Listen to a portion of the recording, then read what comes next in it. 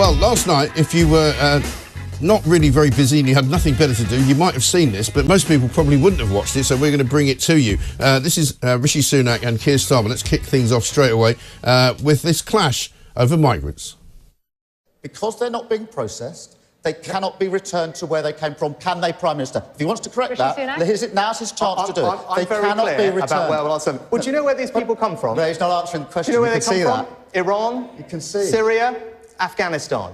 So when Keir Starmer says he's going to return people, is he going to sit down? Are you going to sit down with the Iranian ayatollahs? Are you going to try and do a deal with the Taliban? It's completely nonsensical what you are saying, right? You are taking people for fools, right? I think that these people should not stay in our country. They will be on planes to Rwanda. That's what I will do with them. You still can't answer the question. What will you do with them?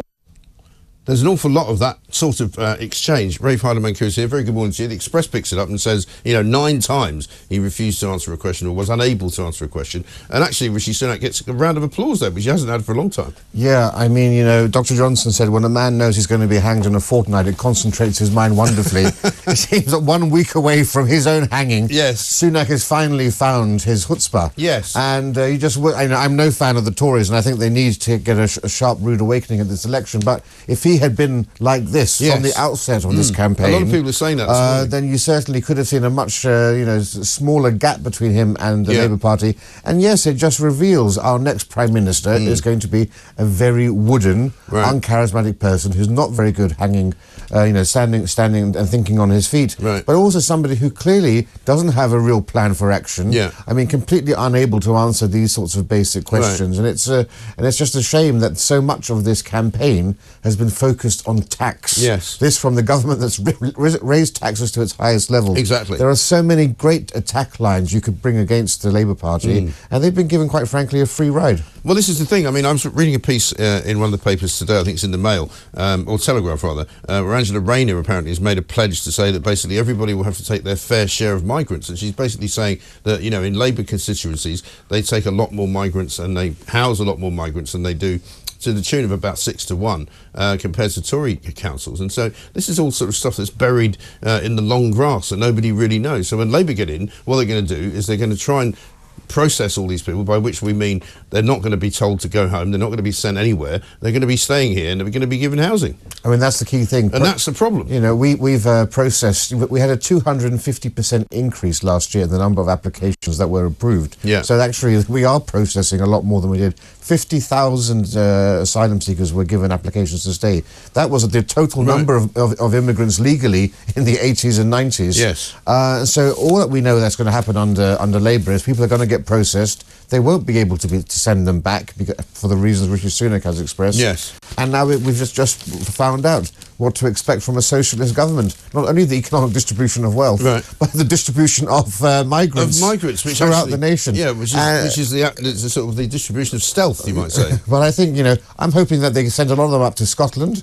Because, the SNP there always claim to be the most open-armed to migrants and immigrants. No one's going up there. It's the most, white British part of the entire nation.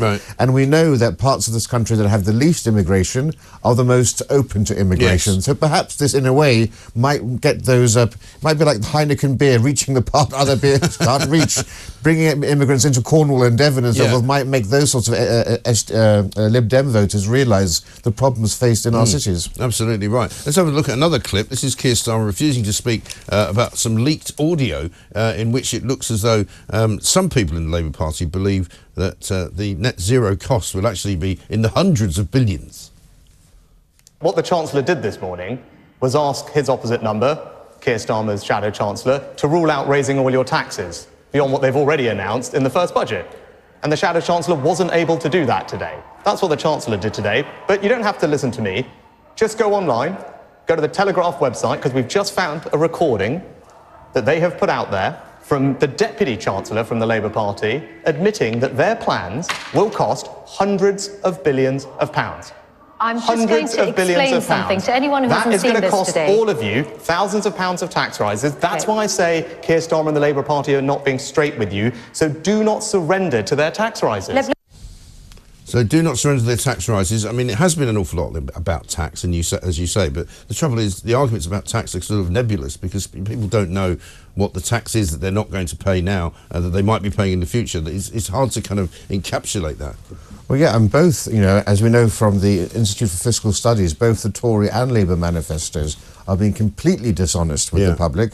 You know, it doesn't really matter for Rishi Sunak because he knows he's not going to form the next government. He can make whatever promises he wants to. But the Labour Party is going to be tested on all of this. And, of course, everybody knows that this is going to cost far more than $28 billion because this goal of 2030, every expert has said this is an impossible dream. Right. The very earliest you could get to clean energy is 2035. And Labour's going to pour so much money unnecessarily to try to meet this unreachable target of 2030. And, you know, we know what's going to happen. Once they get into power, they're going to do what all governments do and say, oh, we didn't realise how bad the books were. Right. We said we weren't going to raise taxes, but we're going to have to raise taxes anyway, and we can't reach to 2030. I mean, it's so obvious what's going to happen, and I think the British people deserve some honesty out of this. And it's not the only cost. I mean, the number of costs coming out of this, you know, people don't realise Gordon Brown's constitutional reforms include making social justice part of a constitutional right. Things like healthcare and education, but also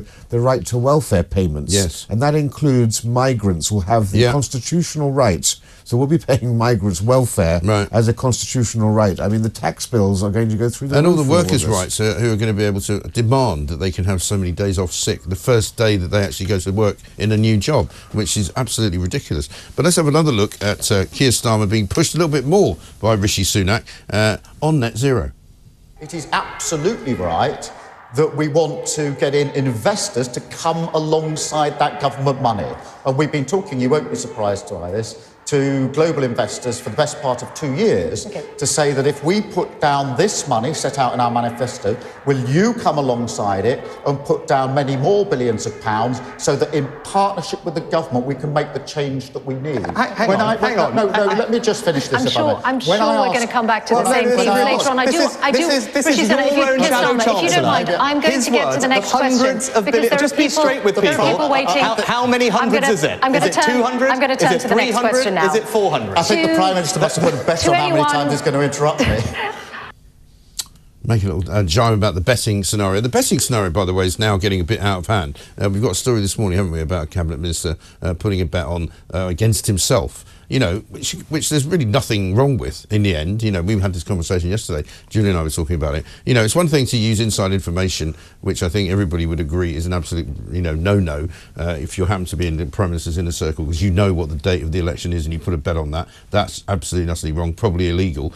But to just put a bet on, generally speaking, if you're an MP, whether it's on a horse or whether it's on yourself losing, I don't think we should start castigating MPs for that, should we? No, absolutely not. I mean, look, there's a big, huge difference between insider trading, as you say, and having one rule for you, one rule for everyone else. Right. And if you're in a marginal seat, I think you can pretty damn well guarantee you're going to lose that seat if you're a Tory. So Phil Davis put an £8,000 bet on. If I had $8,000 to spare, I'd put the same bet on. As long as you too. didn't put on his expenses. But we've all got, we all have the same knowledge. We all know we can access the same polling. So I don't see why there's an issue at all. I mean, it's not a great boost for the Tory party in the run-up to an election. No, they're betting against themselves. Even they don't think they're going to win. I mean, there is that situation there. But stay exactly where you are. We're going to come back with Rafe, and we're going to talk about some of the other stories in the papers.